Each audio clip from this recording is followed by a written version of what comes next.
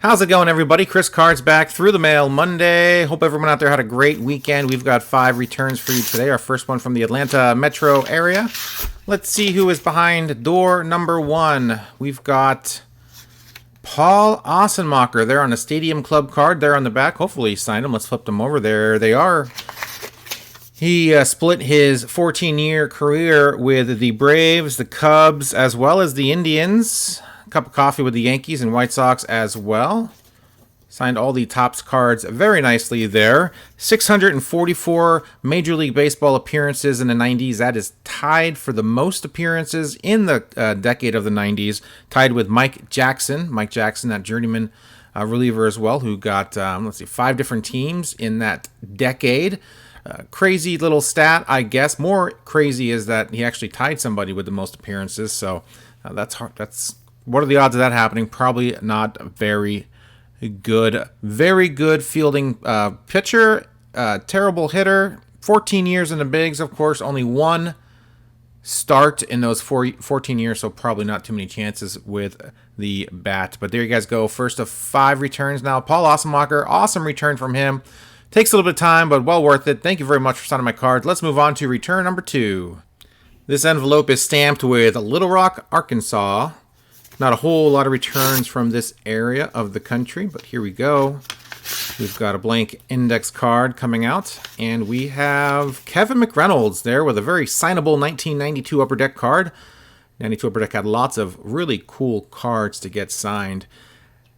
Score Gold Rush, one of my favorite sets to get signed. I love the Gold Rush cards. And there's 89 Upper Deck for the set. There's a 92 Topps Winners card, and as well as a Bowman card from Mr. Kevin McReynolds. 12 years in the bigs, drafted 6 overall by the Padres in the 1981 draft. That was just behind Matt Williams and just in front of Darryl Boston.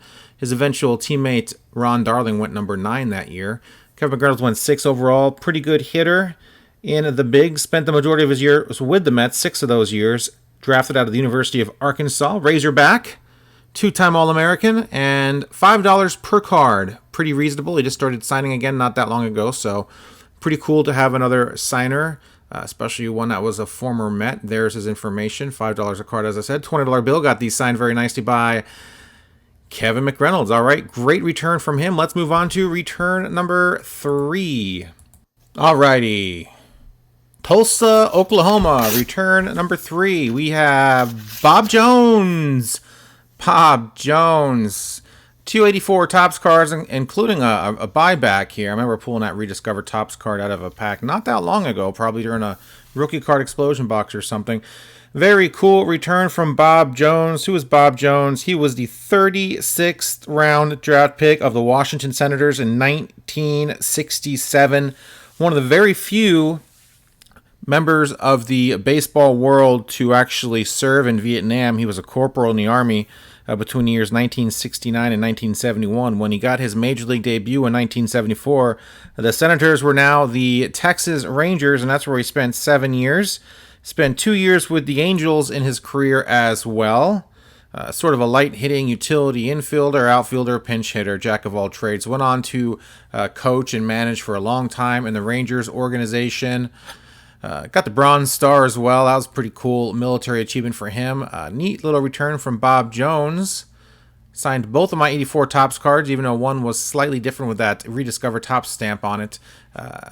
That'll look great in the Topps set I'm working on. And that's it, guys. Move on to return number 4.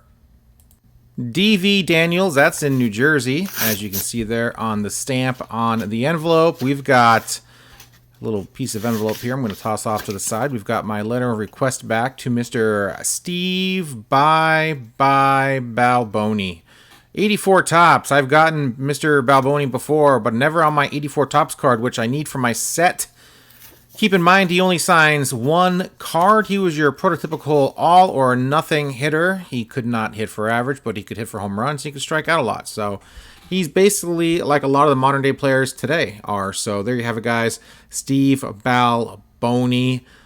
This one took a little longer than usual. Watchung, New Jersey, as you see, Deer Run. Classic TTM address. Everyone knows that. And of course, he looked like he had a good time signing my 84 Topps card. Thank you very much, Steve. On to the final return of the day. Let's go.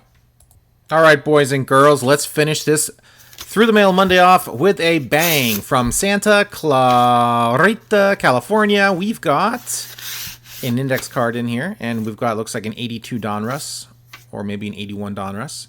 And we have Junior Kennedy. Junior Kennedy signed very nicely there, right above his facsimile signature. It looks like those signatures are pretty close together. Not too shabby there. From a 7-year big league player, nice utility infielder and outfielder and pinch hitter extraordinaire for 5 years with the Reds, 2 years with the Cubs, 7 complete total years in the bigs, drafted in the 10th overall pick in the 1968 amateur draft by the Baltimore Orioles.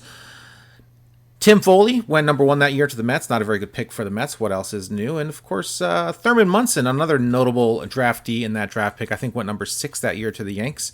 There you have it, guys. Very nice signatures from Mr. Junior Kennedy. His older brother Jim, played for the Cardinals in 1970. There you have it, guys. There's the cards. Look at the 81 and 82 Donruss cards. Very, very similar in appearance.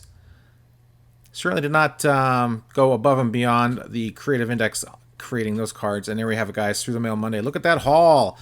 Bob Jones Senior League card stands out there. It's always nice getting those Senior League cards signed. I always thought they're kind of cool. That was a 91 set, perhaps. Balboni, of course, finally got that signed. I think I got my 89 Upper Deck signed as well. So I'm pretty much done with Mr. Steve Balboni, which is good because he's going to recognize my names if I send him any more cards. Or maybe not, who knows. That's it, guys. Through the Mail, Monday, number 134. Put it in the books. Hope you guys enjoyed this week's video. Let me know in the comments down below what you thought of this week's returns. And, of course, as always, hit that subscribe button. I do this every single week. Would love to have you along for the ride. Have a lot of fun doing it. Would love to have you along for just a little while each week. Just a few minutes each week to see who pops up in the mailbox. Thanks, guys, for watching. Hope everyone has a great week out there. And I will talk to you again later. See ya.